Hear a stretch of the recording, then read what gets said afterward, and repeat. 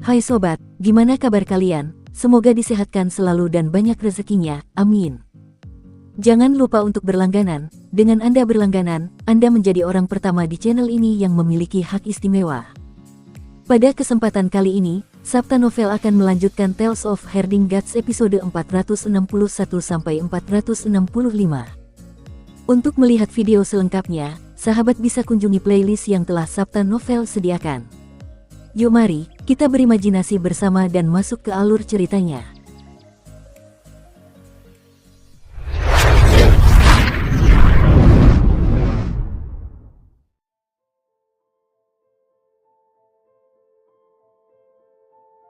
Mu Yingsui, yang mengenakan gaun hitam, tertegun saat dia menggenggam erat kantung parfum di tangannya. Dia kemudian tiba-tiba menangis. Dia dan Kinmu adalah orang asing yang bertemu secara kebetulan, jadi membicarakan perasaan mendalam apapun secara alami adalah omong kosong yang tidak penting. Saat itu, dia hanya memiliki kesan yang baik tentangnya dan merasa bahwa dia tidak terlihat buruk. Dia juga memiliki keanggunan dan kepribadian yang sesuai dengan seleranya terhadap pria. Bagi seorang ahli racun, sangat sulit menemukan pria yang cocok dengannya. Kebanyakan dari mereka takut setengah mati atau diracuni sampai mati olehnya. Tapi Kinmu adalah orang yang bisa menerimanya. Penduduk bumi barat menghormati ahli racun, tetapi tak seorang pun berani mencintai mereka. Ada banyak ahli racun sebelumnya yang meninggal sendirian. Mereka adalah orang-orang yang temperamental, dan metode mereka kejam, jadi wajar saja jika tidak ada yang berani mencintai mereka. Kinmu menyimpan kantung wewangian yang diberikannya, segenggam kacang merah, dan membawanya saat datang ke kota Thunder Mountain di West Earth untuk menemuinya. Mu Yingsui berkata bahwa dia tahu Kinmu tidak datang untuknya, tetapi saat dia melihat kantung kacang merah itu, sisi hatinya yang lemah tersentuh. Orang-orang asing mungkin berkumpul secara kebetulan, karena mendambakannya tanpa disadari. Kinmu tidak datang ke bumi barat hanya karena tipu daya kaisar dan guru kekaisaran, tetapi juga karena dia masih memilikinya di dalam hatinya. Anak bodoh, apakah pantas melakukan perjalanan 10.000 mil demi orang asing? Namun, Kinmu tampaknya adalah orang seperti itu. Dia dan Xiong Xiu juga orang asing yang bertemu secara kebetulan, tetapi dia tetap memperjuangkan keadilan untuknya tanpa berpikir dua kali. Dia menyelamatkan ibu dan anak itu tanpa ragu-ragu untuk menempatkan dirinya dalam bahaya. Masalah Xiong Xiu dan putrinya tidak ada hubungannya dengan dia, tetapi dia tetap melakukannya. Dia bahkan membawa Xiong Qiar kembali ke bumi barat untuk menuntut keadilan bagi mereka. Meskipun jelas ada ide dari kaisar dan guru kekaisaran di dalamnya, Mu Yingsui yakin bahwa tujuan bocah konyol itu adalah untuk menegakkan keadilan bagi ibu dan anak itu. Keputusan yang bodoh di mata orang lain merupakan kode etik orang besar dan prinsip yang tidak dapat diubah. Mempelajari prinsip dasar untuk memperoleh pengetahuan adalah mengetahui dan bertindak sebagai satu kesatuan. Dengan mempelajari sesuatu atau suatu profesi pada akhirnya mempelajari prinsip dasar untuk memperoleh ilmu pengetahuan. Akan tetapi, hal itu tidak harus selalu datang dari hati. Hati dan pikiran sebagai satu kesatuan belum tentu berbeda dalam mengetahui dan bertindak sebagai satu kesatuan. Itu adalah tanda seorang guru besar. Mu Yingsui tercengang. Pertama kali mereka bertemu, mereka adalah musuh yang menghargai bakat masing-masing. Saat itu dia kalah. Teknik racunnya kalah darinya, dan dia sangat mengagumi lelaki besar itu. Meskipun dia telah memberinya kacang merah dan mencuri ciuman, itu tetap saja bukan cinta. Tetapi dalam pertemuan tadi, bukan teknik racunnya yang terlihat olehnya, melainkan kepribadiannya. Kepribadian Kinmu telah memikatnya. Masalah keluarga Xiong disebabkan olehnya. Racunnya telah menumbangkan banyak ahli istana langit sejati dan merusak semua kultivasi mereka. Baru pada saat itulah keluarga Yu berhasil merebut istana langit sejati dalam satu serangan. Tanpa tulang punggung keluarga Xiong, mereka dikalahkan. Kematian menyedihkan banyak orang saat itu, semuanya terkait dengannya. Masalah keluarga Xiong disebabkan olehku, jadi aku tidak bisa membiarkan lelaki kecilku memikul tanggung jawab atas diriku. Mu Yingsui mengangkat kepalanya, dan rasa percaya diri membanjiri punggungnya sekali lagi saat dia tersenyum. Di bumi barat kita, wanita adalah yang berkuasa, jadi bagaimana aku bisa membiarkan lelaki kecilku menghadapi bencana yang aku sebabkan?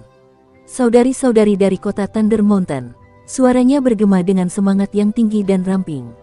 Kemasi barang-barang kalian dan bersiaplah untuk perang. Di Thunder Mountain City, banyak praktisi seni dewa yang ahli dalam teknik racun mengemas barang bawaan mereka dan segera berkumpul bersama. Mereka melihat kepala suku mereka dan melihat bahwa dia bersinar dengan semangat yang belum pernah ada sebelumnya. Wajahnya yang cantik bersinar dengan kilau seperti mutiara dan dia tampak sangat menawan. "Kakak, kita mau kemana?" tanya seorang gadis muda. Mu Yingsue melompat dan tanaman merambat hijau merayap dari udara, mendarat di bawah kakinya untuk mengangkatnya. Suaranya dipenuhi pesona dan tawa ketika dia berbicara selanjutnya. "Tentu saja kita akan mengejar saudara iparmu dan memasukkan kantong kacang merah yang penuh kerinduan ini kembali ke tangannya. Kita harus memastikan dia memegangnya dengan benar dan tidak pernah melupakan kerinduan ini, atau aku, Mu Yingsue." "Baiklah." Gadis-gadis lain tertawa terbahak-bahak. "Ayo cepat berangkat. Kakak ipar yang baik, kita tidak bisa membiarkan wanita jalang merebutnya. Ayo kita tangkap kembali kakak ipar. Tangkap kembali adik iparmu." Kinmu kembali ke lembah pemakaman dewa keluarga Liu. Peti mati hitam pekat itu mengikutinya, menumbuhkan kaki untuk berlari mengejarnya.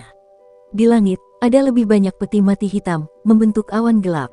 Di antara mereka, ada rantai yang mengikat peti mati emas yang sangat besar dan sangat menarik perhatian. Banyak peti mati hitam mengawalnya di langit, dan Kinmu sangat bingung mengapa Liu Ruin bersikeras membawa benda berbahaya seperti itu. Namun, ketika dia mendengar itu adalah ide putrinya, dia tidak mempertanyakannya lagi. Gadis kecil itu, Liu Zhenxing, adalah orang yang pintar dan licik. Karena dia ingin membawa peti mati emas, pasti ada gunanya. Saat Kinmu membawa pasukan keluarga Liu menuju lembah Sungai Pedang, bersiap untuk bergabung dengan He Yi dan yang lainnya, dia tiba-tiba mendengar suara keras dan jelas datang dari belakangnya. "Pria kecil, tunggu aku." Kinmu menoleh ke belakang dan tidak bisa menahan rasa terkejutnya. Para praktisi seni dewa dari kota Gunung Petir sedang duduk di atas berbagai binatang berbisa dan serangga berbisa yang bergegas sambil sibuk dengan aktivitas. Ada laba-laba, kelabang, kodok, ular, burung berbisa, binatang buas, tawon, dan semuanya ada di langit. Ada juga banyak tanaman beracun yang telah dibangkitkan oleh para praktisi seni ilahi itu dan manusia pohon yang sangat beracun menyerang ke depan. Ada juga tanaman merambat ramping dengan gadis-gadis bunga dari bunga beracun yang mengepakkan kelopaknya. Bahkan ada beberapa ikan berbisa yang telah menumbuhkan kaki untuk berlari cepat di darat. Mu Yingsue yang memimpin jalan tampak bersemangat saat ia berlari ke arahnya melalui jalan setapak yang dibuka oleh pasukan peti mati. Tanpa penjelasan apapun, ia melompat ke kepala naga kilin dan memasukkan kantong wewangian ke tangannya sebelum memeluknya dan memberikan ciuman hangat di pipinya. Kinmu kebingungan sementara gadis itu sangat bangga pada dirinya sendiri dan berkata dengan keras, "Aku ingin kamu menyimpan kantong kerinduan ini bersamamu selamanya dan tidak pernah membuangnya, tidak pernah melupakanku seumur hidupmu. Bisakah kamu melakukannya?" Dengan semangat kepahlawanan yang memenuhi dadanya, Kinmu berkata dengan lantang, "Bisa." Mu Yingsue menoleh ke belakang dan melambaikan tangan kepada para saudari dari kota Thunder Mountain. Dia bilang, "Boleh. Saudari, bibi, mari kita hancurkan istana True Heaven dan ubah dunia." Sorak-sorai meledak dari belakang mereka. Di samping naga kilin, sebuah peti mati hitam kecil terbalik dan Liu Zhenxing menjulurkan kepalanya keluar. Tangannya disilangkan di depan dadanya, dan dia cemberut dengan tidak senang. "Dasar jalang kecil," gerutunya sambil melirik Mu Yingsue. Peti mati Liu Ruin terbang ke sisinya dan kepala keluarga Liu ini berbisik, "Jangan pedulikan wanita jalang kecil ini yang begitu sombong sekarang. Saat dia meninggal, mari kita jadikan dia seorang Liu." Spanduk-spanduk berkibar di lembah Sungai Pedang, dan Kinmu tercengang oleh banyaknya keluarga berpengaruh di bumi barat yang telah berkumpul dan mendirikan kemah mereka. Seharusnya ini pertama kalinya bumi barat menjadi begitu ramai. Bendera keluarga He, keluarga Fang, keluarga Gong, keluarga Si, dan keluarga Fu semuanya dikibarkan tinggi-tinggi, dan ada, tetapi bukan hanya mereka saja. Ada banyak orang lain yang datang juga. Semua keluarga berpengaruh memiliki keahlian yang berbeda-beda. Keluarga He ahli dalam formasi. Keluarga Fang ahli dalam mengendalikan gunung, keluarga Gong ahli dalam mengendalikan aliran sungai, keluarga Si ahli dalam mengendalikan rumput dan pohon, sedangkan keluarga Fu ahli dalam mengendalikan fenomena meteorologi. Keluarga-keluarga berpengaruh lainnya juga memiliki spesialisasi mereka sendiri. Orang-orang yang berkumpul sebagian besar adalah wanita. Jumlah mereka sungguh mencengangkan. Tentara wanita yang berjumlah ratusan ribu membuat Kinmu tercengang. Meskipun Eternal Peace Empire sangat terbuka dan wanita juga bisa menjadi pejabat dan bergabung dengan tentara, mereka hanya menempati 20% dari keseluruhan. Pria masih menjadi mayoritas. Namun di West Earth, wanita menempati 80% sementara pria hanya 20%. Selain itu, yang dilakukan pria biasanya adalah menjalankan tugas. Ini adalah kesempatan langka bagi keluarga-keluarga berpengaruh di West Earth. Jika keluarga Yu dapat digulingkan, kemunduran keluarga Siong akan berarti bahwa mereka dapat memperoleh kebebasan yang lebih besar dari istana True Heaven. Inilah sebabnya mereka datang ke sini untuk memberontak. Kinmu menarik napas dalam-dalam dan mengepalkan tangan saat melihat ke arah istana surga sejati. Dalam perjalanan ke bumi barat, dia hanya membawa naga kilin dan Siong Kier. Hanya dia, seekor tunggangan, dan seorang gadis lemah, tanpa prajurit sama sekali. Namun dia telah mengumpulkan beberapa ratus ribu tentara wanita yang siap menyerang istana surga sejati terkuat di bumi barat. Ketika dia memikirkan hal itu, dia tidak dapat menahan rasa gembiranya hingga tulang-tulangnya mulai gemetar dan roh primordialnya hendak terbang keluar. Sambil memegang tangan Siong Kier, ia memasuki kota bambu bersama Mu Yingsui, Liu Ruyin, dan putrinya. Para kepala keluarga yang berpengaruh berkumpul di sana dan dengan cemas menunggu kedatangannya. Kinmu membungkuk rendah ke tanah dan berkata dengan suara keras, Master Sekte Iblis Surgawi Middle Earth, Kinmu, memberikan penghormatannya kepada semua saudari. Banyak wanita bergegas membalas sapaan itu. Master Sekte Qin, tidak perlu formalitas. Kinmu menarik Siong Kier, dan Siong Kier pun segera membungkuk untuk memberi hormat. Kier memberi hormat kepada semua bibi. Semua orang buru-buru membalas sapaannya. Kami tidak berani. Putri kecil, cepat bangun. Kinmu menegakkan tubuh dan tersenyum lebar kepada mereka. Banyak wanita yang menguatkan tekad, yang berani membuat matahari dan bulan bersinar di langit baru. Saudari-saudari, adik laki-laki ini datang jauh-jauh dari Middle Earth dan berharap dapat melihat kemampuan para saudari di True Heaven Palace. Saudari Yi, bisakah kita memulai perjalanan kita? Hei Yi memanggil kota bambu, dan kota itu pun tercabut. Pada saat yang sama, semua kepala keluarga yang berpengaruh mengirimkan perintah mereka, dan tanah bergetar sementara awan-awan bergegas maju. Tentara wanita yang berjumlah beberapa ratus ribu berbaris menuju istana surgawi sejati. Naga kilin menoleh ke belakang untuk melihat, dan dia tidak dapat menahan diri untuk tidak mendesah sedih. Patriark tidak sehebat ini saat itu. Bagaimanapun juga, pemimpin sekte adalah pemimpin sekte. Dia datang ke bumi barat sebentar dan telah berhubungan dengan ratusan ribu gadis. Jauh di langit, guru kekaisaran perdamaian abadi dan Siong Siu berdiri di atas awan dan memandangi pemandangan megah dari jauh. Siong Siu tercengang, tidak dapat berkata apa-apa. Guru kekaisaran perdamaian abadi juga terdiam. Guru kerajaan, apakah kau sudah menduga hasil ini sejak awal? Siong Siu akhirnya tersadar dan dengan penasaran mengamati pria parubaya di sampingnya. Bahkan aku, Ngai Kui sebelumnya, tidak akan memiliki kemampuan dan kekuatan seperti Master Sekte Qin. Dia benar-benar dapat mengumpulkan ratusan ribu orang dengan satu kali pemanggilan.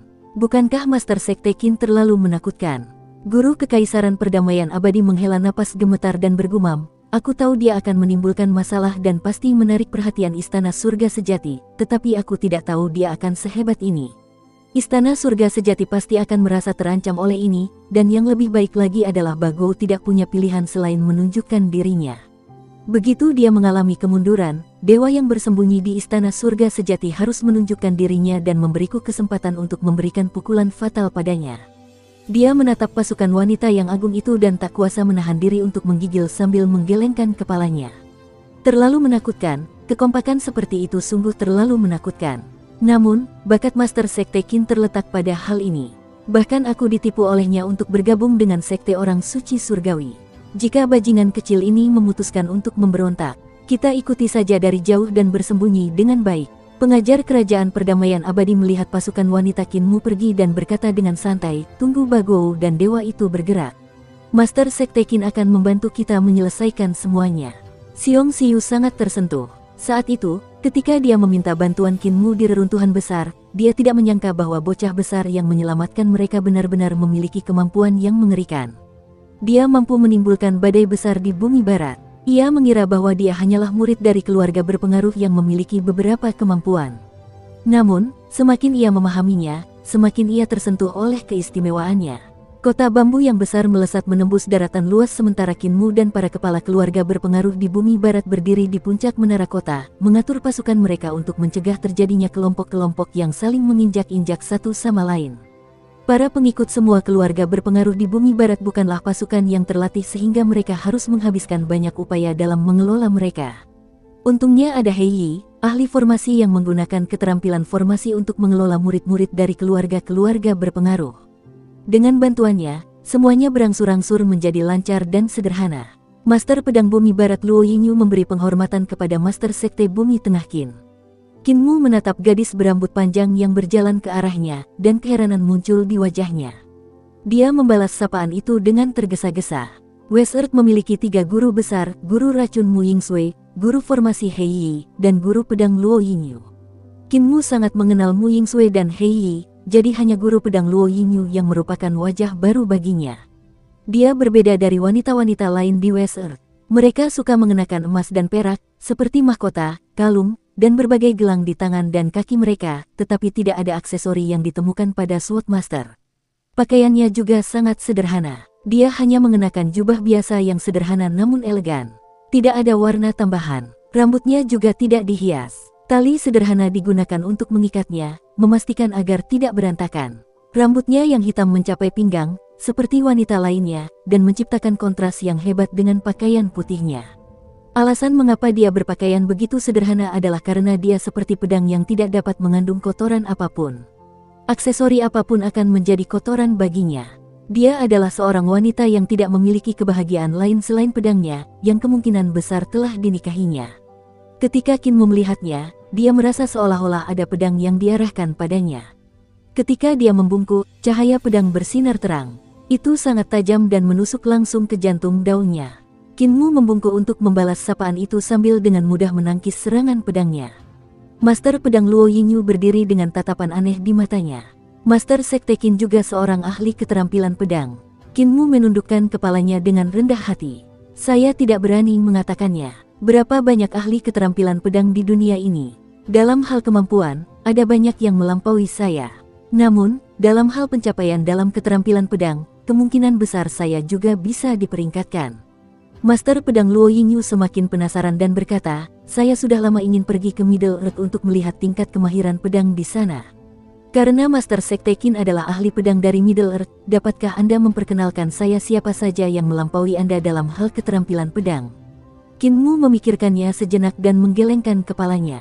Seharusnya tidak ada lagi orang yang melampauiku dalam keterampilan pedang, tetapi ada beberapa yang telah memasuki ranah jalur pedang dan aku tidak berani mengatakan berapa banyak dari mereka. Namun, pengajar Kekaisaran Perdamaian Abadi jelas lebih tinggi dariku. Ada juga kepala desa keluargaku. Dia mengajariku 3 keterampilan pedang dan pencapaiannya di jalur pedang sangat luar biasa. Adapun ahli lain di jalur pedang, aku tidak tahu banyak tentang mereka jadi aku tidak berani membicarakannya. Jalan pedang dari keterampilan pedang. Wajah Luo Yingyu tampak kecewa saat dia bergumam, apakah benar-benar ada seseorang yang memasuki jalan pedang? Aku telah berkonsentrasi mengejar akhir dari keterampilan pedang selama bertahun-tahun namun aku tidak pernah mencapai jalan pedang. Sebenarnya ada orang yang mampu memasuki alam yang luar biasa seperti itu. Kinmu dapat memahami kekecewaannya. Luo Yingyu berada pada tahap mengejar ilmu sampai akhir, mencari pemahaman ekstrim tentang keterampilan pedang. Dia kemungkinan besar telah mencapai titik ekstrim di dalamnya, tetapi dia tidak memiliki ide apapun tentang jalur pedang, yang membuatnya tidak dapat memasukinya. Kinmu memberitahunya bahwa ada banyak ahli di jalur pedang di Middle Earth merupakan kemunduran besar baginya. Keahlian berpedang dan jalur pedang mungkin hanya berbeda satu kata, namun perbedaan di antara keduanya bagaikan langit dan bumi. Tidak peduli seberapa hebat kemampuan berpedang seseorang, mereka tidak ada apa-apanya di hadapan para ahli jalur pedang. Keingintahuan Kinmu tergugah dan dia berkata, aku belum pernah melihat keterampilan pedang bumi baratmu sebelumnya, jadi aku bertanya-tanya apa bedanya dengan keterampilan pedang bumi tengahku. Kami memiliki 14 bentuk sebelumnya, tetapi kemudian guru Kekaisaran Perdamaian Abadi menambahkan 3 bentuk lagi, sehingga jumlahnya mencapai 17 bentuk. Belum lama ini, aku juga menambahkan bentuk lain, sehingga jumlahnya menjadi 18 bentuk keterampilan pedang dasar. Berapa banyak bentuk yang dimiliki keterampilan pedang bumi barat? Mata Luo Yingyu membelalak karena heran. Sudah ada 18 bentuk dalam ilmu pedang Middle Earth. West Earth milikku hanya memiliki 14 bentuk, namun, ilmu pedang kami bergantung pada roh pedang dan menekankan pada kekuatan. Apa yang kami gunakan mungkin berbeda dari ilmu pedangmu. Kinmu langsung bersemangat. Dia telah meneliti tentang roh pedang beberapa hari terakhir, tetapi dia belum banyak berkembang. Dia terus merasa bahwa ada banyak hal yang harus dipelajari dan waktunya tidak cukup. Jarang baginya untuk bertemu dengan ahli keterampilan pedang seperti Luo Yingyu dari bumi barat, jadi dia tentu saja harus meminta nasihatnya. Keduanya membahas masalahnya secara rinci, dan keduanya menuai manfaat besar. Keterampilan pedang West Earth menggunakan roh untuk mengayunkan pedang mereka, yang meningkatkan kekuatan mereka secara drastis, hampir 2 kali lipat. Di mata Kinmu, keterampilan pedang West Earth agak kurang menarik dan jauh lebih rumit dibandingkan dengan keterampilan pedang Eternal Peace Empire. Bahkan Luo Yinyu, ahli keterampilan pedang, kalah jika dibandingkan dengan pencapaian keterampilan pedang dari berbagai sekte di Middle Earth. Namun roh pedang itu dapat meningkatkan kekuatan jurus pedangnya ke tingkat yang hanya dapat diharapkan oleh para ahli di Middle Earth. Ketika dia mengeksekusi jurus pedang dasar, setiap gerakan dan setiap bentuk dipenuhi dengan kekuatan yang mengagumkan yang telah meningkat drastis. Ada aura heroik yang membuat orang lain tidak berani menghadapinya secara langsung. Luo Yinyu melihat poin-poin luar biasa yang dibawa oleh reformasi di Middle Earth. Keterampilan pedang di sana berbahaya dan memiliki banyak variasi. Dia sangat waspada terhadap mereka setelah melihat 4 bentuk pedang dasar yang diciptakan oleh Guru Kekaisaran Perdamaian Abadi dan yang diciptakan oleh Kinmu. Mereka memberi keterampilan pedang lebih banyak perubahan dan variasi, memberi mereka kemungkinan yang tak terhitung jumlahnya. Luo Yinyu mencoba menggunakan jurus pedang spiral, jurus pedang bulungan, jurus pedang bor, dan jurus ke-18 yang diciptakan Kinmu. Ia merenungkannya, lalu berkata, ada yang aneh. 14 jurus pedang dasar pertama dari Middle Earth tidak berbeda dengan West Earth milikku, namun, yang menjadi perhatian keempat jurus ini, meskipun jurus-jurus ini juga merupakan jurus pedang dasar, semakin jauh seseorang mengolahnya, semakin banyak kekuatan sihir yang dibutuhkannya. Hal ini terutama terlihat jelas pada jurus pedang dasar yang diciptakan oleh Master Sekte Qin, karena jika melakukannya sekali saja akan hampir menghabiskan setengah dari kultivasiku. Jika jurus ke-19 terbentuk, bukankah itu akan benar-benar menghabiskan kultivasi para praktisi seni pedang ilahi? Saat kau mencapai jurus pedang ke-20, apakah ada yang bisa melakukannya? Jantung Kinmu bergetar hebat, dan dia merasa telah menemukan belahan jiwanya. Tatapannya menjadi bersemangat. Kamu juga bisa merasakan bentuk pedang ke-19. Luo Yinyu menatapnya dengan gembira. Kau juga merasakannya. Keduanya saling berpandangan dan tersenyum penuh pengertian. Setelah aku menemukan bentuk ke-18, aku merasakan keinginan untuk melanjutkan. Kinmu menjadi gelisah, dan dia mengatakan semua yang ada dalam pikirannya. Pada saat itu, aku masih bisa merasakan bahwa ada bentuk ke-19. Pada saat itu, aku merasa bahwa mungkin ada bentuk pedang ke-19. Namun, aku sedang bertarung dengan Sister Yi saat itu jadi aku tidak berani terganggu, jadi aku tidak melakukan penyelidikan mendalam terhadap sumber perasaan ini. Namun, bentuk pedang ke-19 pasti ada. Kamu juga merasakan bentuk pedang ke-19, jadi itu berarti perasaanku tidak salah. Luo Yinyu mengangguk. Bentuk pedang ke-19 bisa jadi merupakan titik kritis bagi kita untuk memasuki jalur pedang secara langsung. Mereka berdua menjadi bersemangat. Itu mengingatkanku, Kekaisaran Perdamaian Abadi jelas dekat dengan laut, jadi mengapa kau menyebutnya Bumi Tengah?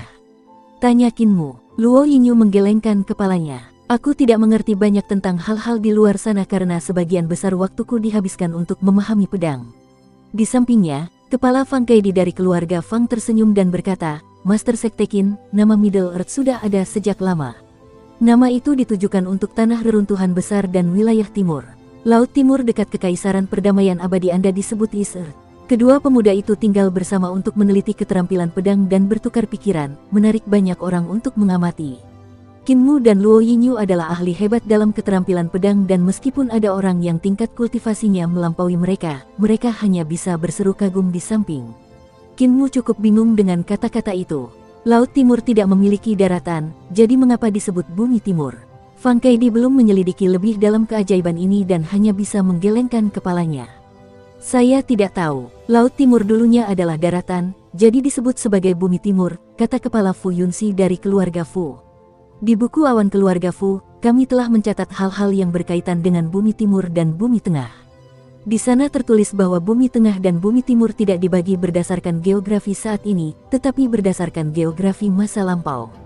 Jantung Kinmu berdetak lebih cepat, dan tiba-tiba ia teringat pada kuil Gunung Bengkok.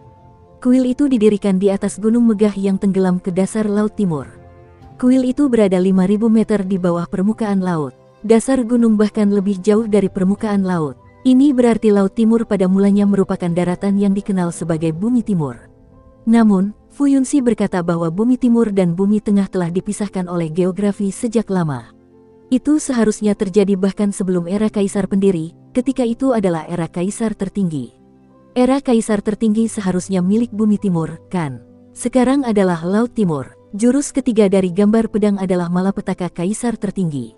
Jurus itu mungkin terkait dengan era kaisar tertinggi. Qin Mu tenggelam dalam pikirannya yang mendalam. Sword Picture memiliki jurus-jurus yang diciptakan oleh Kepala Desa dan Calamity of High Emperor adalah jurus ketiga dari Sword Picture. Kalau begitu, Kepala Desa seharusnya sudah memahami sebagian dari sejarah era High Emperor. Kepala Desa, aku pasti akan pergi ke Fengdu untuk menyelamatkanmu. Pemuda itu diam-diam membuat tekad yang kuat. Tiba-tiba, suara keras He Yi terdengar olehnya. Kita hampir sampai di istana surga sejati. Semua orang, waspadalah. Master pedang Luo Yingyu segera bangkit dan berjalan menuju keluarga Luo. Fu Yuxi, Fang Keidi, Mu Yingsui, dan Liu Ruyin semuanya kembali ke pasukan keluarga mereka. Qin Mu berdiri di menara kota, menatap ke depan dengan hati yang gemetar. Ia melihat gunung-gunung megah berdiri dalam jumlah besar seperti raksasa setinggi 3000 meter yang berdiri di antara langit dan bumi. Gunung-gunung itu mirip dengan gunung raksasa yang pernah ditemui Qin Mu di dekat kota bunga harum, hanya saja lebih besar dan lebih berbahaya. Di sampingnya juga terdapat puncak-puncak pedang yang merupakan puncak gunung seperti pedang. Ada juga puncak lonceng yang menyerupai lonceng. Puncak kuali yang berbentuk seperti kuali. Puncak pagoda yang berbentuk seperti pagoda. Puncak-puncak bangunan yang seperti gedung bertingkat. Semua puncak gunung itu adalah senjata roh dari segala jenis dan bentuk. Di samping itu, ada sungai panjang di bawah gunung yang mengalir deras melalui 9 tikungan dan 18 tikungan. Ada juga air terjun pelangi yang mengalir turun sejauh 10.000 meter. Lautan awan samar-samar terlihat di langit, di mana guntur dan kilat menyambar bersamaan. Di lautan awan, gugusan istana tampak bermandikan cahaya keemasan. Mereka adalah istana surga sejati bumi barat. Tanah suci bumi barat jauh lebih sulit untuk dihadapi daripada yang dibayangkan Qin Mu. Qin Mu mendongak untuk melihat istana-istana di langit yang dipenuhi oleh banyak wanita yang terbang keluar. Mereka mendarat di puncak gunung. Istana surga sejati seharusnya sudah lama menerima berita bahwa Qin Mu telah mengumpulkan beberapa keluarga besar yang berpengaruh dan bersiap untuk kedatangan mereka.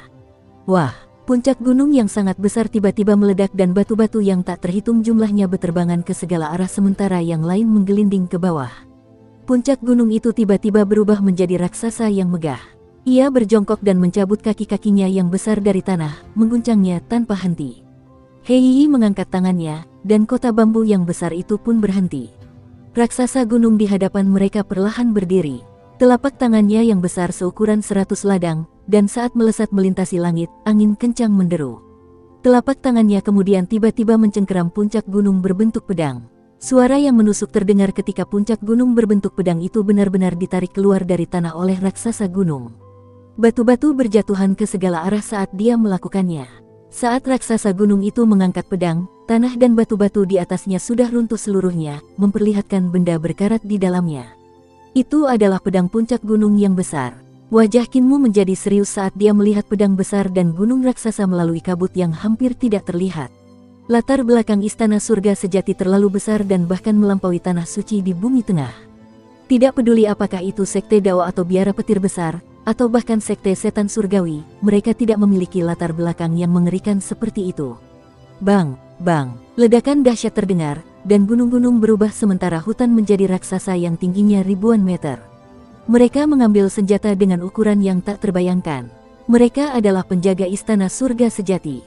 Murid-murid istana langit sejati yang tak terhitung jumlahnya berdiri di bahu atau kepala para raksasa gunung, bangkit dan turun mengikuti gerakan makhluk-makhluk itu sambil dipenuhi dengan niat membunuh. Qin Mu melirik Mu Yingsui. Jika dia tidak meracuni keluarga Xiong, keluarga Yu akan kesulitan merebut istana langit sejati dan merebut kekuasaan keluarga Xiong. Hanya raksasa gunung saja merupakan kekuatan yang sangat mengerikan, melampaui pasukan 1 juta orang. Berbarislah, teriak He Yi dengan keras, dan para wanita dari keluarga He di kota itu pun keluar. Masing-masing dari mereka mengeluarkan bendera formasi yang berkibar tertiup angin. Seketika, banyak senjata roh untuk keterampilan formasi jatuh dari bendera formasi itu. Dukung terus channel YouTube Sabta Novel. Para wanita dari keluarga He dengan cepat mengumpulkannya, dan Qin Mu melihat pemandangan yang sangat mengejutkan. Para praktisi seni dewa dari keluarga He sebenarnya menggunakan senjata roh untuk keterampilan formasi guna mengumpulkan ketapel setinggi 300 yard. Ketapel-ketapel itu didirikan tegak di belakang kota bambu, dan kerekan-kerekan itu berputar untuk mengencangkan. Para praktisi seni dewa dari keluarga Fang melancarkan seni dewa mereka, dan batu-batu terus bergulir turun dari gunung raksasa di belakang mereka. Mereka bergabung menjadi bongkahan batu besar yang secara otomatis menggelinding ke rangka ketapel yang besar. Banyak praktisi seni dewa wanita dari keluarga Si menyebarkan benih yang tumbuh dengan cepat di seluruh gunung, membentuk lautan hijau. Itu melonjak terus-menerus saat raksasa pohon bangkit dan melangkah maju. Master pedang Luo Yingyu mengangkat pedangnya, dan suara desisan bergema di udara saat puluhan ribu wanita dari keluarga Luo juga menghunus pedang mereka. Semuanya dipenuhi dengan kepahlawanan. Kakak dari keluarga Fu, Mu Yingsue tiba-tiba berteriak. Fu Yunxi memberi perintah, dan para praktisi seni dewa dari keluarga Fu memanggil awan gelap. Awan-awan itu membentuk lautan awan, yang meliputi area seluas 1000 mil. Saat kilat menyambar dan guntur menggelegar, terbentuklah tornado yang sangat tebal. Namun, mereka memutar tubuh mereka tetapi tidak bergerak maju karena mereka dikendalikan oleh para praktisi seni dewa dari keluarga Fu. Mu Yingsue maju bersama para praktisi seni dewa dari keluarga Mu dan melemparkan semua racun yang sangat beracun yang mereka miliki ke angin. Tornado tersebut menghisap mereka ke dalam awan gelap dan berubah warna, menjadi hijau yang mempesona. Bahkan kilat yang menyambar pun memiliki sedikit warna hijau pada cahayanya. Seluruh lapisan awan dipenuhi dengan racun paling mematikan keluarga Mu. Angin kencang bertiup dari belakang seorang pemuda di menara kota, berkibar-kibar pakaiannya. Anginnya dingin, membawa pergi kelebihan panas dari tubuhnya. Darahnya mengalir terlalu panas. Para praktisi seni dewa wanita menciptakan atmosfer yang sangat berbeda di medan perang dibandingkan dengan para pria dari perdamaian abadi, tetapi tetap saja membuat darahnya mendidih. Wanita adalah lawan yang sepadan bagi pria. Meskipun mereka cantik menawan, mereka juga pejuang tangguh di medan perang. Suasananya muram dan sunyi. Bagian depan istana surga sejati dipenuhi dengan udara yang keras. Awan hitam yang ingin menghancurkan kota itu berhasil dikendalikan, hanya suara angin yang terdengar. Tekanan seperti itu bisa membuat orang menjadi gila. Pada saat itu, sesosok terbang keluar dari istana di lautan awan dan melewati para raksasa gunung yang mengabaikannya. Bagou, wajah Hei, Mu Yingsue, Fu Yunyi dan yang lainnya sedikit berubah. Mereka tidak menunjukkan rasa pengecut saat menghadapi raksasa gunung dari istana surga sejati, tetapi ketika mereka melihat sosok yang terbang ke arah mereka, ekspresi mereka berubah. Hei berteriak pelan, dan kota bambu terbelah. Batu-batu yang tak terhitung jumlahnya melayang ke udara dan dengan cepat membentuk formasi pertahanan untuk melindungi para pengikut keluarga He di belakangnya. Dia sendiri diangkat oleh satu batu untuk mengapung di depan formasinya. Tiba-tiba, ada satu orang lagi di sampingnya, yaitu Qin Mu. Kehangatan membanjiri hati Hei. Prajurit surgawi roh pedang, teriak Luo Yingyu, dan puluhan ribu praktisi seni ilahi wanita dari keluarga Luo mengangkat senjata mereka dengan ki.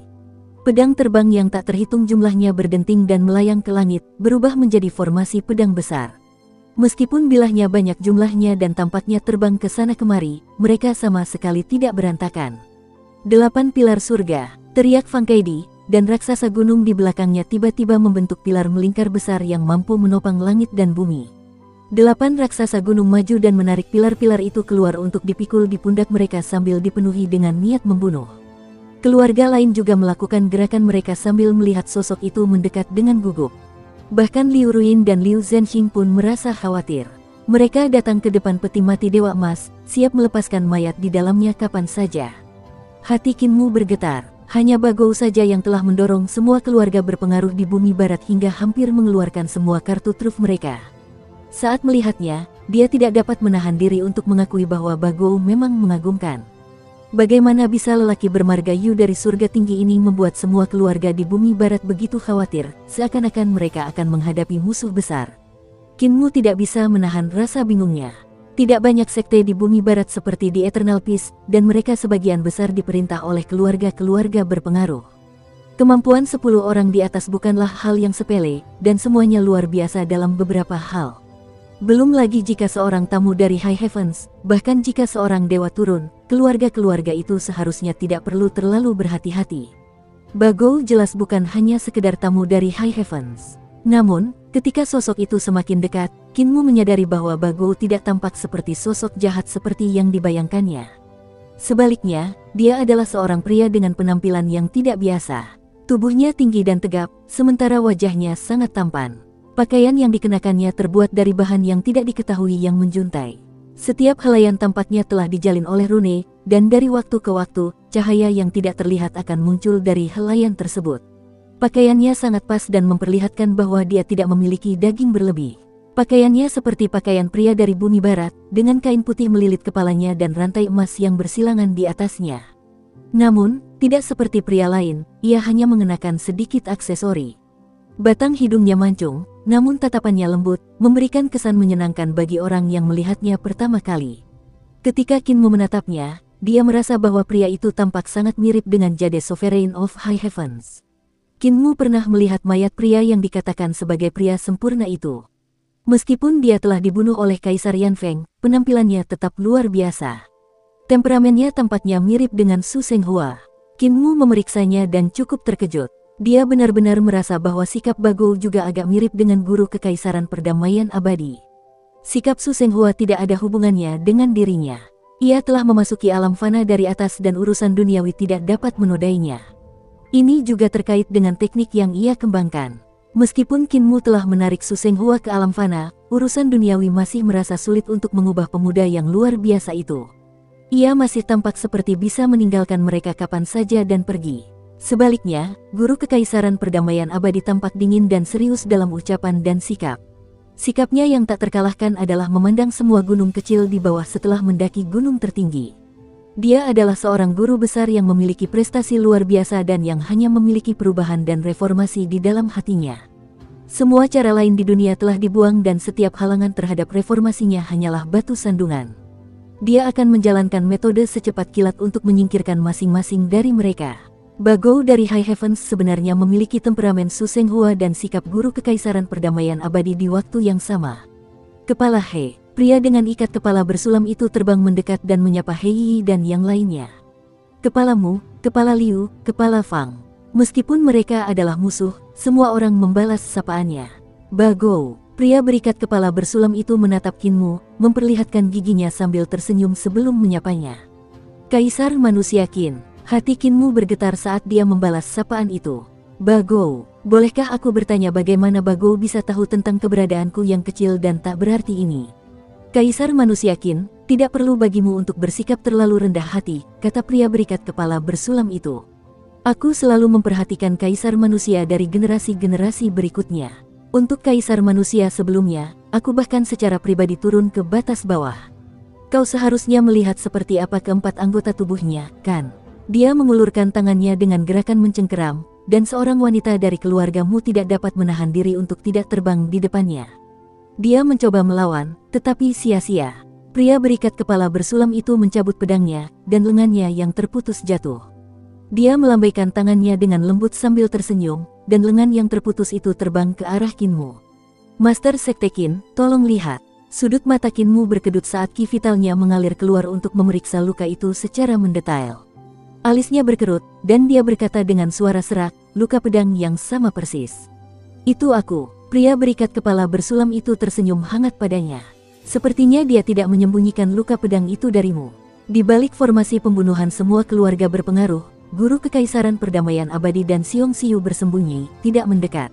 Namun, ketika guru kekaisaran perdamaian abadi melihat cahaya pedang pria berikat kepala bersulam itu, ekspresinya berubah drastis dan dia kehilangan ketenangannya. Sial, aku tahu asal-usul Bagou ini. Cepat, semua keluarga berpengaruh di bumi barat harus mundur. Xiong Xiu menggelengkan kepalanya. Anak panah itu sudah ada di tali busur, dan tidak ada pilihan selain melepaskannya. Kita tidak bisa mundur sekarang bahkan jika kita mau. Mengapa guru kekaisaran tiba-tiba kehilangan ketenangannya? Guru kekaisaran perdamaian abadi menarik napas panjang saat matanya berbinar. Aku mengenali keterampilan pedang ini, jalur pedang ini. Itu adalah keterampilan pedang yang memotong keempat anggota tubuh kaisar manusia tua.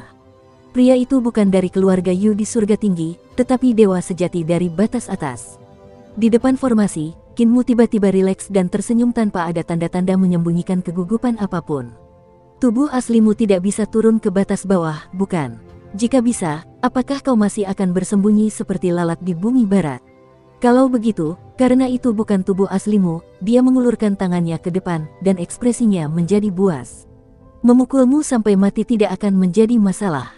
Pria berikat kepala bersulam itu menyebarkan kekuatan sihirnya, dan mayat praktisi seni dewa wanita dari keluargamu jatuh dari langit. Anak sekecil itu, tetapi sudah memiliki fantasi yang tidak realistis seperti kaisar manusia sebelumnya. Meskipun pedangnya hanya memotong lengan praktisi seni dewa wanita dari keluargamu, namun aura pedangnya telah menembus seluruh tubuhnya, melarutkan dan memusnahkan roh primordialnya. Dengan pencapaiannya di jalur pedang, dia bahkan tidak perlu melukai lawan secara langsung. Hanya tekad pedangnya saja sudah cukup untuk menghancurkan roh primordial lawan. Mu Yingsue mengepalkan tangannya, tetapi memaksa dirinya untuk menahan amarahnya. Dia tidak meledak. Yang tewas adalah anggota klannya, tetapi melawan Bagou yang misterius, dia tidak berani mengambil tindakan gegabah. Pria dengan ikat kepala bersulam itu melihat ke arah semua kepala suku sementara di belakangnya ada pegunungan megah dan istana langit sejati yang memiliki aura luar biasa.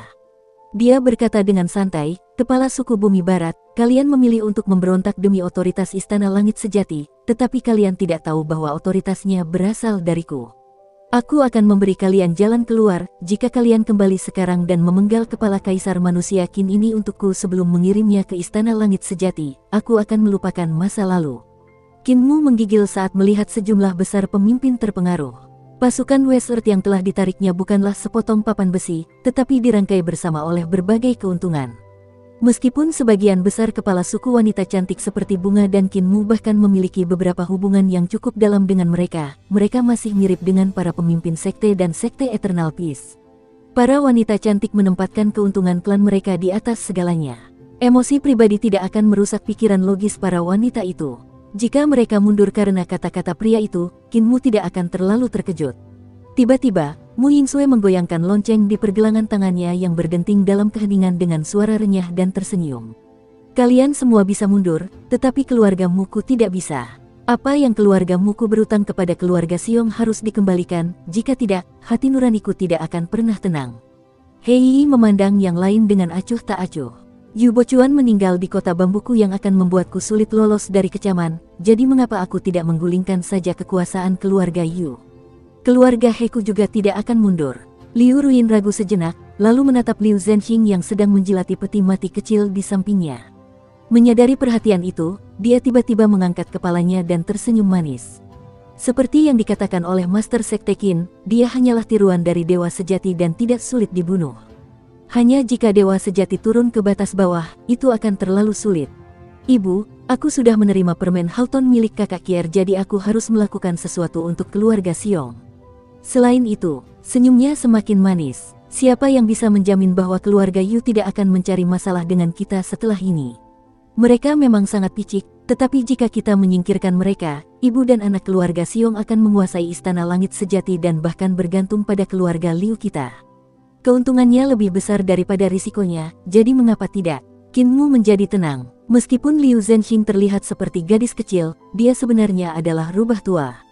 Kata-katanya terdengar tidak berbahaya, tetapi dia telah mengatakan apa yang ada di pikiran semua orang. Dengan hukumannya, keluarga berpengaruh lainnya memastikan keputusan mereka, dan Bagou tidak akan bisa mengubah pikiran mereka lagi. Di antara semua kepala suku, mungkin hanya Mu Yingsue yang benar-benar tulus ingin membantu Xiong Xiu dan Xiong Qier, karena dia sedang menebus kesalahannya.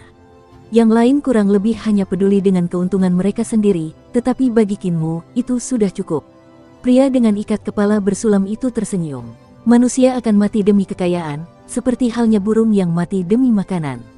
Bahkan wanita yang cerdas, anggun, dan berkelas seperti kalian juga bodoh dan tidak mampu memenuhi kebutuhan tubuh mereka. Baiklah, karena kalian ingin mati, aku hanya bisa membiarkan kalian semua pergi." Dia hendak berbalik dan pergi, tapi Hei Yi tiba-tiba tersenyum dan berkata, "Karena Bagou sudah ada di sini, kau tidak perlu pergi." Batu-batu besar yang tak terhitung jumlahnya dari belakangnya melonjak maju ke arah pria itu. Pada saat yang sama, hampir semua kepala suku juga mengerahkan kemampuan mereka sendiri. Para raksasa gunung di belakang Fang Keidi mengangkat pilar-pilar gunung yang besar, menggunakan puncak-puncak gunung sebagai senjata untuk menghantam pria dengan ikat kepala bersulam itu. Luo Yinyu menghunus pedangnya hendak menusuk, dan pedang-pedang terbang yang tak terhitung jumlahnya mengikuti dari dekat bilah pedangnya yang tajam yang menancap dekat puncak gunung yang hendak menyerang pria itu. Mu Yingsue menjentikkan jarinya, dan Fu Yunxi menekannya dengan kuat. Petir menyambar, dan badai menyapu racun yang dilemparkan Mu Yingsue ke arah pria itu. Liu Ruin dan Liu Zhenxing melepaskan rantai pada peti mati emas, dan mereka bangkit seperti naga banjir hitam ke arah pria itu. Para kepala keluarga berpengaruh di Bumi Barat tidak peduli dengan aturan dunia persilatan. Mereka menyerbu maju tanpa peringatan, ingin mencegah Bagou kembali dengan pasukannya apapun yang terjadi.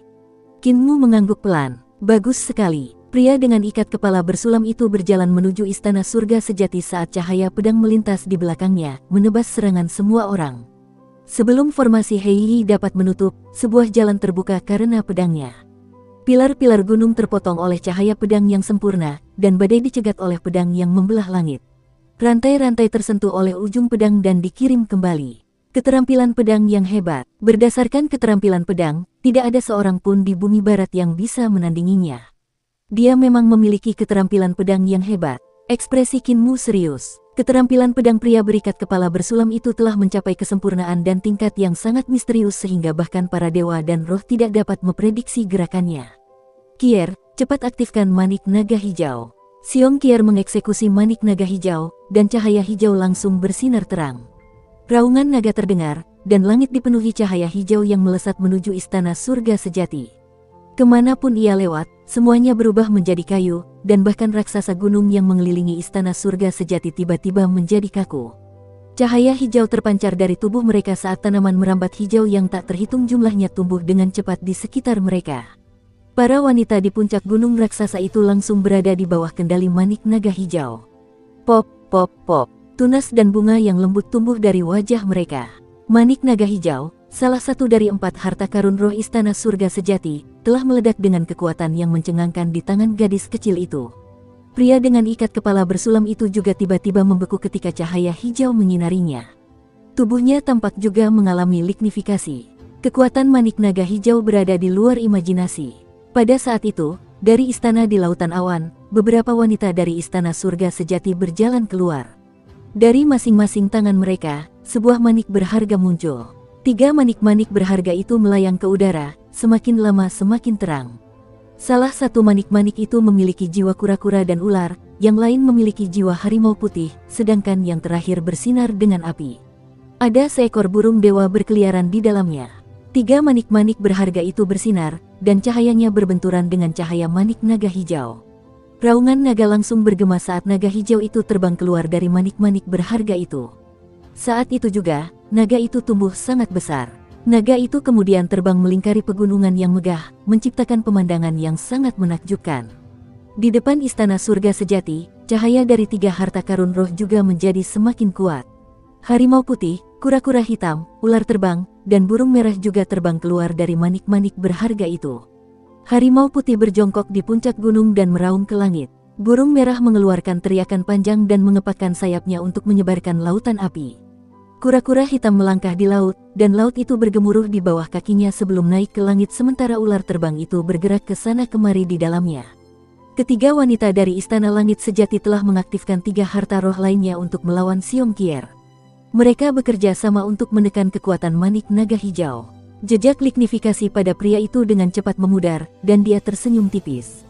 Pedang terbang di belakang punggungnya terbang kembali ke sarungnya, dan pria itu mundur kembali ke istana surga sejati. Singkirkan mereka, katanya dari dalam. Lignifikasi para wanita di kepala raksasa gunung itu memudar saat kekuatan manik naga hijau ditekan. Dengan demikian, mereka juga melarikan diri. Cahaya hijau di tubuh para raksasa gunung juga memudar. Mereka menggerakkan tubuh mereka yang besar dan mengayunkan pedang tajam berbentuk gunung untuk menyerang keluarga-keluarga berpengaruh di bumi barat. Heiyi berteriak keras, dan ketapel besar itu otomatis terlepas. Mereka mengayunkan lengan panjang mereka dan melemparkan manusia batu itu. Mereka sangat kecil dibandingkan dengan raksasa gunung, tetapi mereka masih bisa meregang saat terlempar dan menerkam rekan-rekan mereka yang lebih besar.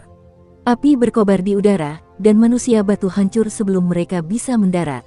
Mereka hancur karena serangan senjata raksasa gunung.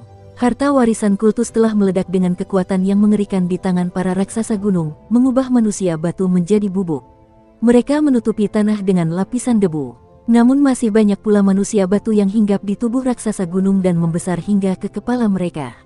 Para murid istana langit sejati mengerahkan seni ilahi mereka hingga batas maksimal seolah-olah mereka menghadapi musuh besar saat menghadapi serangan semacam itu. Mereka menarik keluar roh-roh dari tubuh lawan mereka, membuat banyak dari mereka kembali menjadi tumpukan batu yang menggelinding ke tanah. Suara mendesing, hujan deras mulai turun, dan tetesan berwarna hijau jatuh bersamaan dengan kilat dan guntur yang menyapu langit.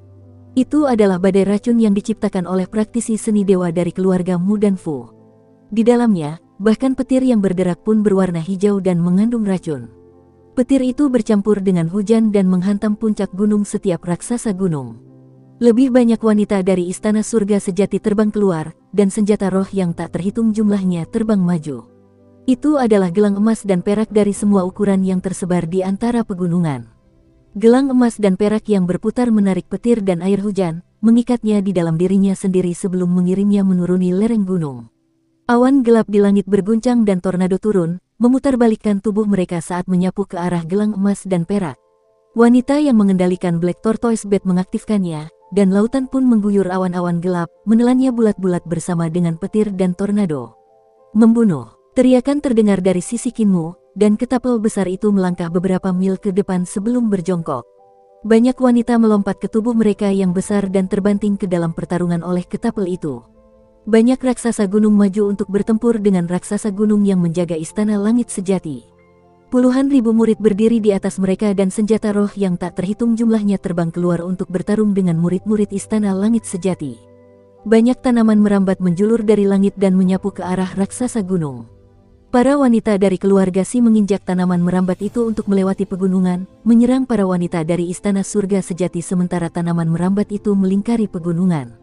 Gemuruh. Gunung berbentuk pagoda itu menekan dan menghancurkan banyak wanita dari keluarga Si. Namun, tidak ada yang sempat merasakan kesedihan.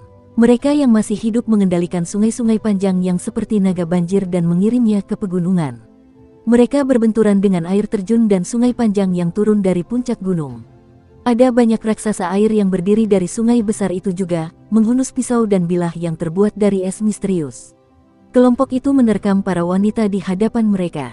Tanah di depan istana surga sejati telah menjadi medan pertempuran Asura yang besar, dan para prajurit di dalamnya adalah para wanita menawan. Naga gemuk, lindungi Kier. Kinmu melompat ke batu Heiyi yang melayang di udara.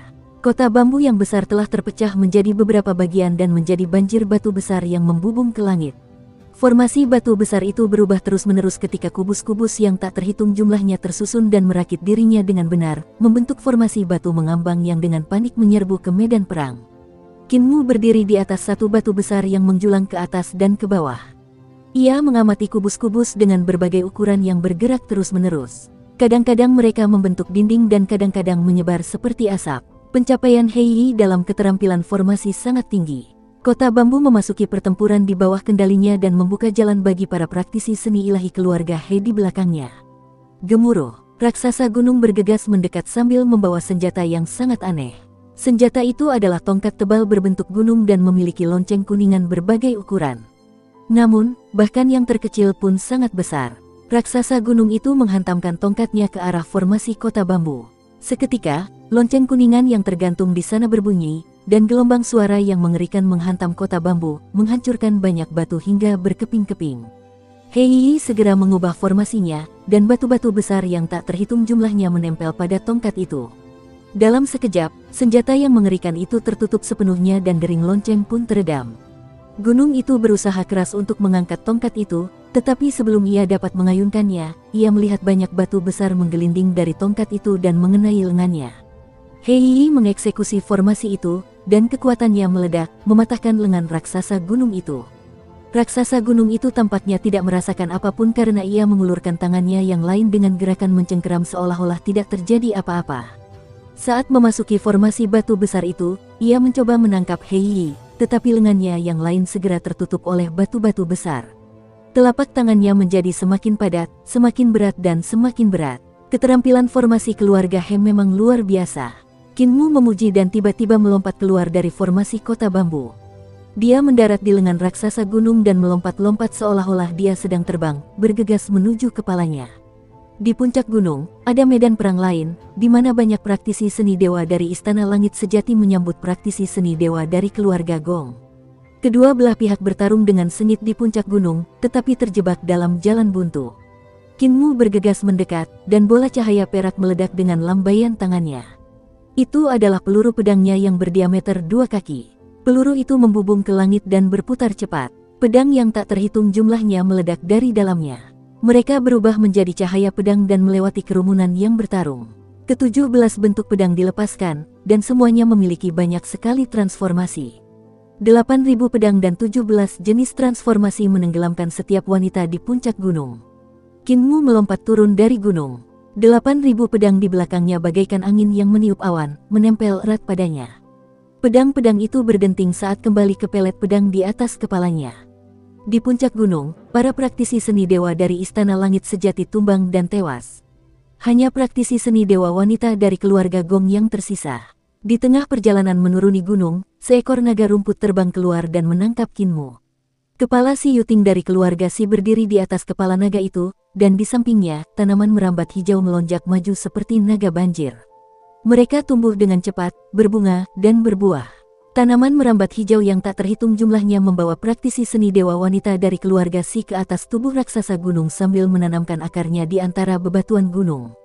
Para praktisi mengerahkan seni ilahi mereka untuk menumbuhkan rumput, pohon, dan tanaman merambat pada tubuh raksasa gunung dan memotong-motongnya. Tiba-tiba, denyutan mengerikan keluar dari manik burung vermilion, dan seekor burung vermilion besar mengepakkan sayapnya. Lautan api yang menyala-nyala menyerbu ke arah si Yuting yang berada di antara pegunungan. Dia berdiri di atas kepala naga rumput sambil mengucapkan mantranya. Cahaya hijau menyelimuti dirinya dan membentuk bola rumput besar untuk menghadapi lautan api. Detik berikutnya, bola rumput itu terbakar oleh kobaran api. Saat lautan api itu lewat, hanya tersisa sedikit bola rumput itu, kecuali bentuknya. Kemudian, benda itu terbelah, dan si Yuting membawa Kinmu semakin tinggi ke angkasa dengan bantuan tanaman merambat hijau tempatnya berdiri. Kinmu melompat turun dari sana dan melesat secara diagonal di udara. Dia mengulurkan tangannya untuk meraih apa yang ada di atasnya dan mengeluarkan pedang bebas dari peluru pedang. Pedang Carefree bertambah besar ukurannya, dan ribuan pedang memasukinya satu demi satu. Kecepatan jatuh Kinmu semakin cepat, dan auranya juga semakin kuat. Detik berikutnya, sebuah ledakan terdengar ketika tubuhnya menghantam puncak gunung. Raksasa gunung yang sangat besar itu pun terhuyung-huyung karena benturan tersebut. Ketika Kinmu mendarat, benturan yang mengerikan itu menimbulkan tekanan yang menghempaskan sebagian besar murid perempuan True Heaven Palace. Hanya beberapa yang berada di alam 7 bintang dan alam makhluk surgawi yang nyaris tidak bisa berdiri. Namun, suara setelah ledakan itu tidak menghilang, ruang itu berdengung dan bergetar. Itu karena pedang Carefree menebas langsung ke arah raksasa itu. Ledakan. Saat berikutnya, suara retakan terdengar dari kepala raksasa gunung itu. Retakan besar menyebar di tengahnya. Meskipun Kinmu tidak berhasil membelah kepala itu, kekuatan pedangnya bukanlah masalah kecil. Ketika pedang Carefree menebas lagi, pedang terbang yang tak terhitung jumlahnya berputar keluar darinya dan mengiris ke depan. Dalam sekejap, 8.000 pedang terbang mengiris udara dari satu ujung puncak gunung ke ujung lainnya. Anggota tubuh yang terputus berjatuhan. Sebelum sempat menyentuh tanah, Kinmu sudah melesat maju. Cahaya pedang menyala dan mengiris dua praktisi kuat Istana Surga Sejati yang berada di alam makhluk surgawi. Kedua wanita itu terkejut dan telah menderita banyak luka. Ketika dia mendekat, mereka bertiga berkibar seperti kupu-kupu. Kedua wanita itu adalah ahli dari Istana Langit Sejati. Meskipun mereka tidak ahli dalam pertarungan jarak dekat dan pernah terluka oleh Kinmu, mereka menang karena kultivasi mereka jauh melampaui Kinmu. Tak lama kemudian, mereka kembali seimbang. Roh primordial kedua wanita itu terbang keluar. Saat mereka hendak terbang di udara, siap untuk melompat ke arah Kinmu, naga rumput tiba-tiba datang dari bawah dan tumbuh di bawah kaki mereka, dengan cepat mengikat mereka. Saat kepala si Yuting mendarat di kepala raksasa gunung, Kinmu melompat. Jantung alis para praktisi masing-masing memiliki tanda merah. Tubuh jasmani mereka telah ditusuk oleh pedang Carefree, dan otak mereka hancur. Si Yuting hanya selangkah lebih lambat dari Kinmu untuk turun, tetapi dia telah memusnahkan semua praktisi seni dewa dari Istana Langit Sejati di puncak gunung. Hanya dua ahli alam makhluk surgawi yang tersisa. Dia tahu bahwa jika kedua ahli itu melepaskan roh primordial mereka, Kinmu pasti bukan tandingan mereka dan malah akan terbunuh, jadi dia memilih untuk mengikat tubuh jasmani mereka terlebih dahulu. Namun, dia tidak menyangka bahwa Kinmu akan mengakhiri pertempuran secepat itu. Dia baru saja berhasil mendarat di puncak gunung ketika Kinmu telah membunuh dua ahli alam makhluk surgawi. Si Yuting menoleh dan melihatnya berlari cepat di langit.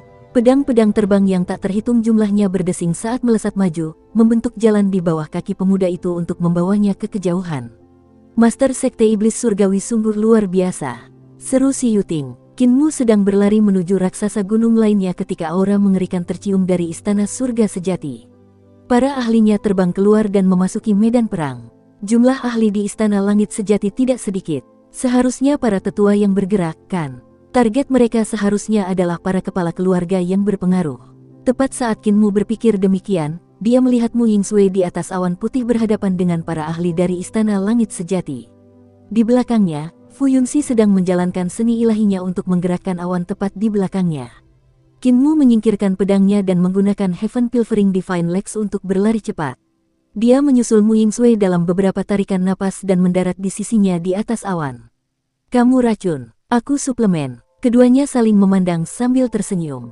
Mereka menghadapi praktisi kuat Istana Langit Sejati, para tetua di alam hidup dan mati yang melepaskan roh primordial mereka. Mereka mengambil bentuk dewa dari 4 tubuh roh besar dan bergegas menuju Qin Mu dan Mu Yingsui.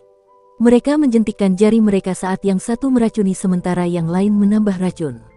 Yang terakhir membantu meningkatkan racun, dan saat mereka menjalankan metode mereka, lautan awan melewati mereka, membawa racun ke arah para tetua Istana Langit Sejati. Itu adalah serangan Fu Yunxi. Lautan awan bergolak dan menenggelamkan para tetua Istana Surga Sejati beserta roh primordial mereka. Mereka luar biasa dan melakukan berbagai gerakan untuk memecah lautan awan. Namun tiba-tiba, ekspresi para wanita berubah drastis saat daging mereka mulai meleleh dan roh primordial mereka mulai hancur. Tak lama kemudian, mereka berubah menjadi tumpukan tulang kering yang jatuh ke tanah. Dengan para ahli peringkat ketiga dan keempat dari jalur racun bekerja sama, bahkan para dewa tidak akan mampu menangani mereka, apalagi beberapa tetua. Qin Mu dan Mu Yingsui berpisah dan bergegas menuju raksasa gunung lainnya. Gemuruh, raksasa gunung runtuh, dan tubuhnya yang besar jatuh ke tanah, menyebabkan getaran yang mengerikan. Sorak-sorai meletus dari para praktisi seni dewa keluarga He, dan diikuti oleh gemuruh keras lainnya. Satu raksasa gunung lagi jatuh. Keluarga-keluarga berpengaruh bekerja sama, dan mata mereka memerah karena pembantaian. Setelah menggulingkan raksasa gunung, keluarga Fang mencabik-cabik mereka untuk mengubahnya menjadi ratusan raksasa bukit yang lebih kecil untuk terus bertempur dalam pertempuran. Ketika dikombinasikan dengan pembentukan keluarga He, serangan meteorologi keluarga Fu, rumput dan pepohonan keluarga Si, sungai-sungai yang panjang dan lebar keluarga Gong, racun keluarga Mu, dan keterampilan pedang keluarga Luo, kekuatan pemberontakan terus tumbuh. Secara bertahap, pertempuran mereda karena hanya tersisa beberapa ribu raksasa bukit. Praktisi seni dewa yang tak terhitung jumlahnya dari semua keluarga terengah-engah saat mereka berdiri di antara bongkahan batu. Raksasa gunung dari Istana Surga Sejati akhirnya dihabisi oleh mereka. Puluhan ribu praktisi seni dewa wanita mengangkat kepala mereka dan memandang Istana Surga Sejati yang berada tinggi di atas mereka. Mereka akhirnya mencapai langkah pertama dari rencana mereka. Mereka telah berhadapan dengan tanah suci dan hendak melangkah ke tempat yang mewakili hak ilahi bumi barat. Meskipun mereka telah mengorbankan banyak sekali saudari perempuan, penggulingan Istana Surga Sejati merupakan sebuah pencapaian besar yang pengorbanan apapun sepadan. Istana Surga Sejati sunyi.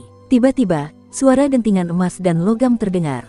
Aura dewa perlahan menyebar, semakin kuat dan kuat. Dengan Istana Surga Sejati sebagai pusatnya, aura dewa membanjiri ke segala arah, menekan para praktisi seni dewa dari semua keluarga berpengaruh. Mereka merasa sulit untuk bernapas. Dentingan logam semakin keras. Akhirnya, sebuah patung emas berjalan keluar dari gerbang istana dengan mata terpejam. Tubuhnya tinggi, kokoh, dan tingginya lebih dari 30 meter. Rune di tubuhnya berkedip-kedip dengan cahaya. Patung dewa itu membuka matanya, dan cahaya ilahi bersinar di langit sebelum menyapu ke tanah. Patung-patung itu seperti dewa yang hidup. Beberapa saat kemudian, patung dewa lain keluar, diikuti oleh yang ketiga, keempat, kelima. 7 patung dewa berjalan keluar dari Istana Surga Sejati dan berdiri di depan gerbang. Cahaya ilahi dari mata mereka menerangi seluruh tempat. Mereka adalah patung dewa yang telah dibangkitkan melalui teknik untuk membangkitkan roh. Mereka telah mengalami entah berapa tahun pembaptisan untuk menjadi luar biasa kuat, seperti dewa. Suara berderak terdengar dari Istana Langit Sejati, dan puluhan ribu praktisi seni dewa dari keluarga Yu keluar satu demi satu. Master Istana Langit Sejati muncul di bawah gerbang istana dan melihat ke bawah ke arah para prajurit yang siap menyerang tempatnya, dan cemoohan muncul di wajahnya. Darah semua orang menjadi dingin. Lebih dari 10.000 orang telah tewas atau menderita luka-luka hanya untuk memusnahkan raksasa gunung yang bertugas sebagai penjaga. Namun, mereka hanyalah kekuatan luar Istana Surga Sejati. Intinya telah dipertahankan dan bahkan lebih mengerikan. 7 patung dewa mungkin cukup untuk memusnahkan semua keluarga berpengaruh. Dengan puluhan ribu praktisi kuat keluarga Yu sebagai tambahannya, apa yang menunggu para pemberontak adalah kekalahan total. Kinmu melihat sekeliling dan melihat keputusasaan tertulis di wajah Hei Yi, Fang Kaidi, dan Luo Yingyu. Dia pergi ke sisi Fu Yunxi dan bertanya padanya, "Saudari Yunxi, kamu bisa mengendalikan fenomena meteorologi, apakah kamu bisa mengendalikan petir?" Fu Yunxi mengangguk dan berkata dengan sedih, "Keluarga Fuku ahli dalam mengendalikan fenomena meteorologi, dan petir juga merupakan bagian darinya. Namun, setelah pertempuran ini, teknik fenomena meteorologi di bumi barat mungkin akan hilang." Kinmu tersenyum. "Seberapa banyak petir yang bisa kalian kendalikan?" Fu Yunxi sedikit tertegun mendengar kata-katanya dan menatapnya. Kinmu mengeluarkan sarang naga asli dan berkata dengan sungguh-sungguh, "Naga gemuk, kemarilah." Naga kilin segera berlari mendekat, dan Kinmu mendarat di punggungnya. Dia mengeluarkan Five Thunder Pot dan meletakkannya di kepala naga kilin. Dia merasakan hawa dingin di tulangnya dan langsung tertawa. "Master Sekte, Kaisar Manusia, Master Tuakin. Mengapa Anda melakukan ini? Tubuh binatang kecil ini lemah dan tulangnya rapuh. Bagaimana saya bisa bertahan jika disambar petir hingga mati? Dengan para ahli dari keluarga Fu, kamu tidak akan terluka sama sekali. Bangun dan terbang ke depan," kata Kinmu menghibur. Sambil menggigil tak terkendali, naga kilin menginjak awan api untuk terbang. Kinmu berkata dengan sungguh-sungguh, "Saudari Yunxi, suruh semua murid keluarga Fu mengikutiku." Master Istana Langit Sejati tersenyum saat melihat naga kilin membawa Kinmu. Dia menyeringai padanya, lalu tiba-tiba melemparkan peluru pedangnya ke atas. Peluru itu terbelah, dan 8.000 pedang menusuk kuali 5 petir secara bersamaan.